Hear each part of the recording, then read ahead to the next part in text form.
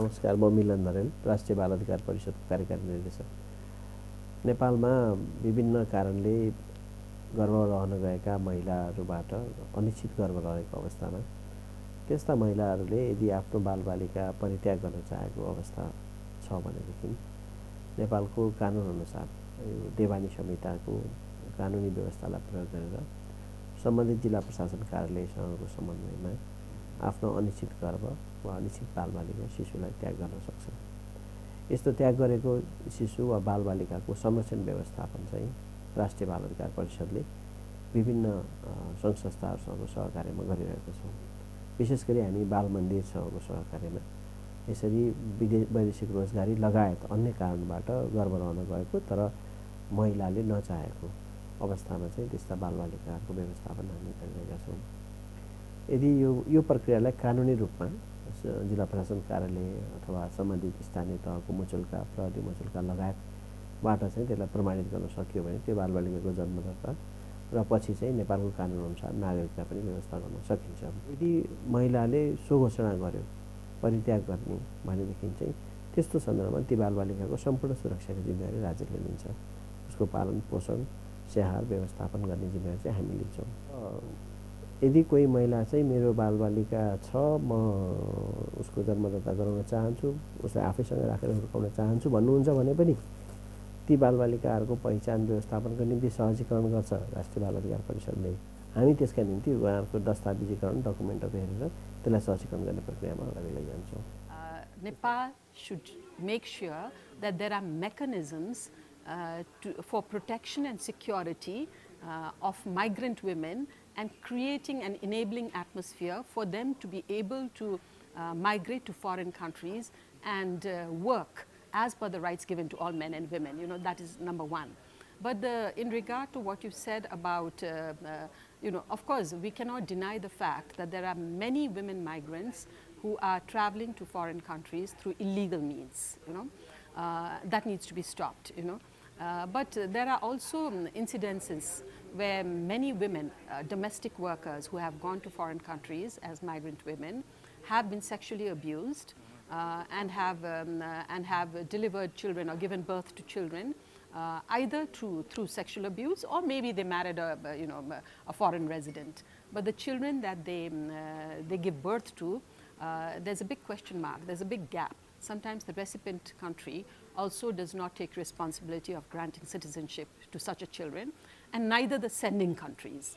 So there is a huge gap over here which needs to be taken into account. And in this regard, I think Nepal, being a country where thousands of women travel to foreign countries as migrant workers, need to see how we can protect the security and the rights of the children born out of such, born from such migrant women.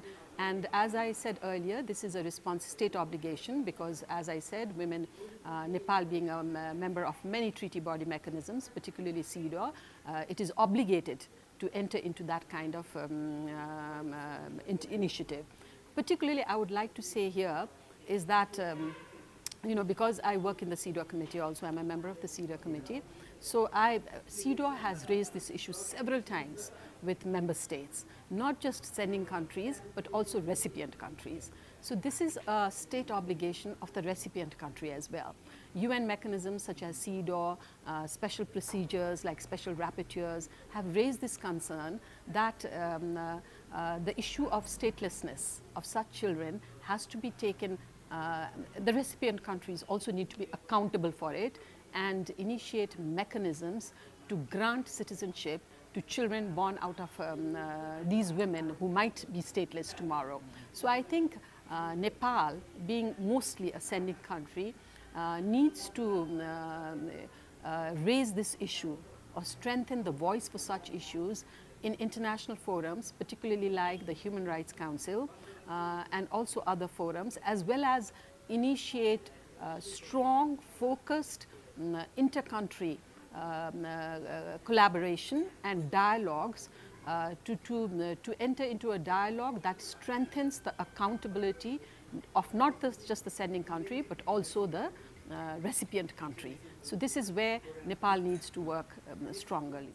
So maybe we should learn from other countries and have a strong monitoring mechanism to study the status of our migrant workers. That will give the women, particularly the women migrant workers, a sense of security that I have my government looking after me. And that will create a pressure on particularly employers who are abusers, that their state is behind them. So I think that is where it is very important, and civil society also need to intensify advocacy towards this issue.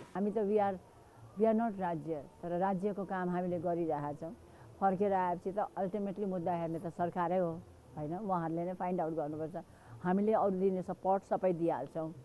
आजसम्मको दिनमा चाहिँ 30 वर्षमा यही भइरहेको छ माइती नेपालको. हामीले सबै इन्फर्मेसन दिएको छौँ. एक्ट गर्ने, इम्प्लिमेन्ट गर्ने, पनिशमेन्ट गर्ने भने त पुलिसै हो, राज्य नै हो. पुलिस नभनौँ, राज्यका हरेक निकायको चाहिँ नि हामी जहिले पनि सबै ठुल्ठुला व्यक्तित्वहरू हुनुहुन्छ नि, जसले चाहिँ नि ठुलो ठुलो ठाउँमा ओगटेर बसेका छन्, महिलाहरू पनि छन्. उहाँहरूले पनि जसको मुखबाट पनि सुन्नुभयो भने एक्सपर्टहरूले जेन्डर इक्वालिटी भन्छ. खै जेन्डर इक्वालिटी त कहीँ पनि देख्दिनँ म हैन. महिलाभन्दा पुरुषभन्दा त महिला नै बढी छ यो देशमा.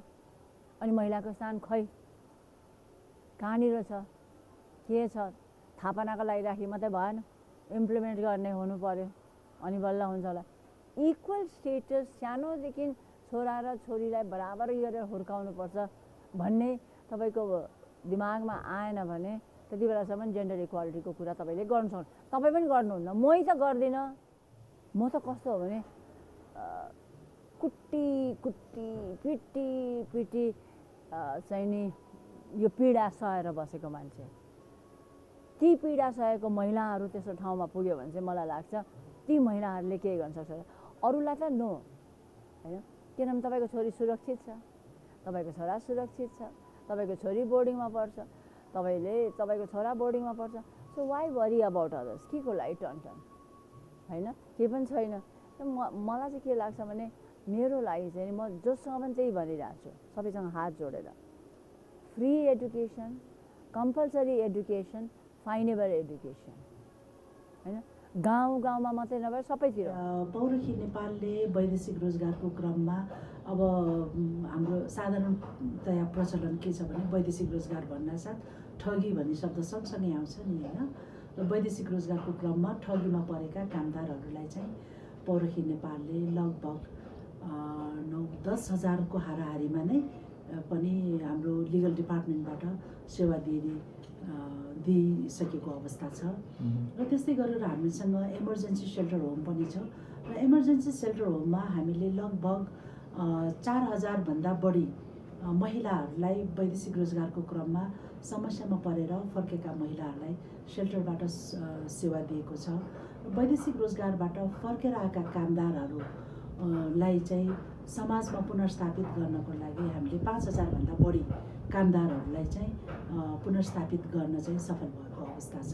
त्यसमा चाहिँ विभिन्न गतिविधिहरू छ. यो चाहिँ उद्यमशील विकास तालिमहरू दिएर त्यसपछि उहाँहरूलाई चाहिँ सिपमूलक तालिमहरू दिने र आयमूलक तालिमहरू दिएर उहाँलाई समाजमा पुनर्स्थापित गर्ने काम गर्छौँ. र यो सेवा दिने क्रममा चाहिँ वैदेशिक रोजगारको क्रममा अप्ठ्यारोमा परेको, जस्तै वैदेशिक रोजगारको चक्र भनेर भन्छौँ हामी, जानुभन्दा पहिला, गइसकेपछि काम गर्ने दौरानमा र फर्केर आउने भनेर यो तीनैवटा तहमा चाहिँ पौरखी नेपालले काम गर्छ. महिला कामदारहरू कोही चाहिँ मानसिक रूपले सन्तुलन गुमाएका, मानसिक समस्यामा परेका र अवाञ्छित गर्भ लिएर फर्काउनु पर्ने, बच्चासहित फर्काउनु पर्ने र काम गर्ने दौरानमा रोजगारदाताले तातो पानी जिउमा खनाइदिएको, आइरनले डामिदिएको र 6-7 तलाबाट चाहिँ के अरे धकाली दिएर लडेर अनि जिउमा स्टिलको रड लिएर फर्केको त्यस्ता महिला दिदीबहिनीहरूलाई पनि हामीले सेवा दिइरहेका छौँ. सिङ्गो मानव जातिको समस्या हो, देशको समस्या हो. यो यसलाई भन्नै पर्दा जघन्य रूपको अपराध हो पनि भन्न सकिन्छ. शक्तिसम्ममा यहाँहरू आइपुग्दा भन्नै मन लाग्छ. हामीले सन् 2011 देखि चाहिँ कुनै पनि नागरिक समस्यामा परेको छ भने तत्कालीन परिस्थितिबाट बाहिर निकाल्नलाई उद्धार, देश बाहिर हो भने स्वदेश फिर्ती लगायतको कार्यलाई चाहिँ व्यवस्थित र सहज तरिकाले गर्न सकौँ र जसले गर्दाखेरि चाहिँ घटनामा परेको व्यक्तिले तुरुन्तको तुरुन्तै सहयोग पाओस् भन्ने उद्देश्यले चाहिँ आवश्यक नीति के बनाउने हो, कार्यविधि बनाउने हो कि निर्देशिका भन्ने हो कि के भन्ने त्यो सरकारको शब्द छनौटको कुरा हो। तर त्यस्तो खालको काम गर्नलाई चाहिँ एउटा राष्ट्रिय तहको दस्तावेज चाहिन्छ र जसले गर्दाखेरि हाम्रो सरकारले आफ्नो नागरिकको लागि पहल कदमी गर्दा सम्बन्धित गन्तव्य देशको सरकारलाई पनि न्यूनतम केही काममा चाहिँ जवाबदेहिता बनाउने कामलाई सहज होस् भनेर हामीले त्यो पनि लबी गरिरहेका छौँ। समस्यामा परेको व्यक्तिको आत्मविश्वास बढाउनु पर्यो र यिनी सम्बन्धित व्यक्ति र परिवारलाई सामाजिक सुरक्षाको व्यवस्था हुनु पर्यो र मतियारहरूलाई पनि सजायको दायरामा ल्याउनु पर्यो कि यहाँ त तपाईँलाई बेचबिखन गर्ने म दलाल भयो भने मलाई पो तपाईँले उजुरी दिनुहुन्छ, समातेर कठाघरमा राख्छ, अनुसन्धानमा राख्छ, छानबिन गर्दैछ। तर मेरो सहयोगीहरूले त तपाईँको परिवारलाई त दुःख दिइरहेछ नि त, त्यसको निराकरण कसले गर्ने? साथी सुरक्षाको कुराभित्र कानुनी प्रक्रियामा आउँदा अदालत जाँदा प्रहरीमा आउँदाको मात्र सुरक्षाको कुरा उठाएको होइन मैले। त्यो घरमा त्यो परिवारमा व्यक्ति र व्यक्तिको परिवार बसिराख्दाखेरि सुरक्षाको प्रत्याभूति हुन पर्यो र त्यो सँगसँगै कुनै पनि घटना दर्ता भइसकेपछि तत्कालीन त्यो व्यक्तिको सम्पत्ति चाहिँ सरकारले निगरानीमा राख्नु पर्यो, जसले गर्दाखेरि भोलि सरकारले आज भर्नुपर्ने क्षतिपूर्ति तत्कालीन भर्नुपर्ने राहत त छँदैछ।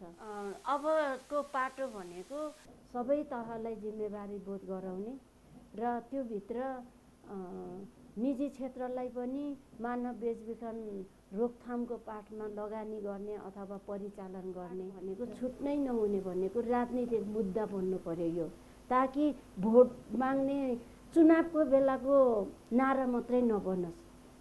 चुनाव पछि आइसकेपछि पनि कार्यान्वयन गर्ने तहसम्मलाई चाहिँ राजनीतिक दस्तावेजभित्र यो मुद्दालाई पनि समावेश भएर जानु पर्यो। समस्या नहोस् भन्नको लागि सबैजनाको हातेमालो हो र समस्यामा परिसके पछाडिको चाहिँ परिवार, स्थानीय सरकार र सम्बन्धित सरकारहरूको चाहिँ जिम्मेवार छ।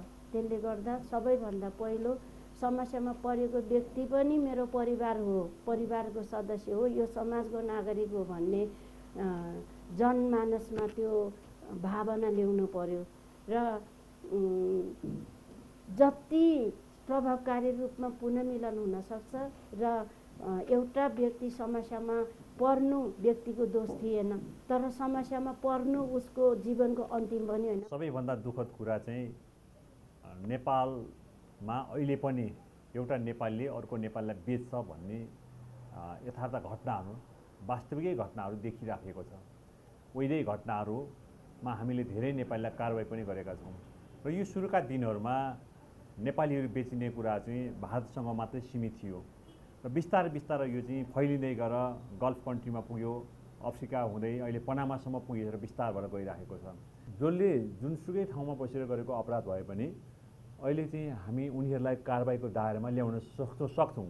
जस्तो तपाईँले भन्नुभयो जस्तो कुनै एउटा नेपालीले विदेशमा बसेर अर्को नेपालीलाई त्यहाँबाट बेचेको छ भने त्यो नेपालमै गरेको अपराध सरह हामीले उसलाई कारवाहीको दायरामा ल्याएर कानुनी कारवाही गर्न सक्छौँ। यो कुरा चाहिँ पीडितले पनि बुझ्नु जरुरी हुन्छ।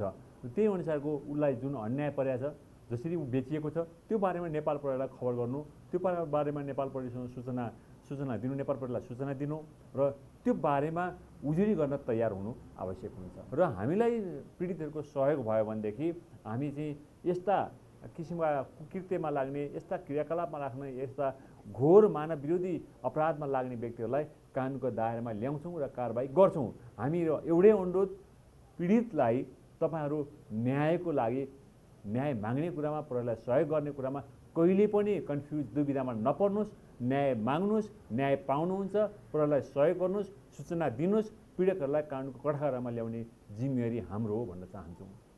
हाम्रो भनाइ के हो, उहाँहरूलाई के अनुरोध भने तपाईँहरूले उजुरी गर्नुहोस्, तपाईँहरूको गोपनीयता पनि हामी कायम गर्छौँ र हामी त्यस्ता पीडकहरूलाई कानुनको दायरामा ल्याउँछौँ जसले गर्दाखेरि भोलिका दिनमा यसरी मानव बेचबिखनमा संलग्न हुने व्यक्तिहरू निरुत्साहित हुन्, हतोत्साहित हुन् र कारबाहीको दायरामा आउन् र यो मानव बेचबिखनको श्रृङ्खला बन्द होस् भन्ने हामी चाहन्छौँ।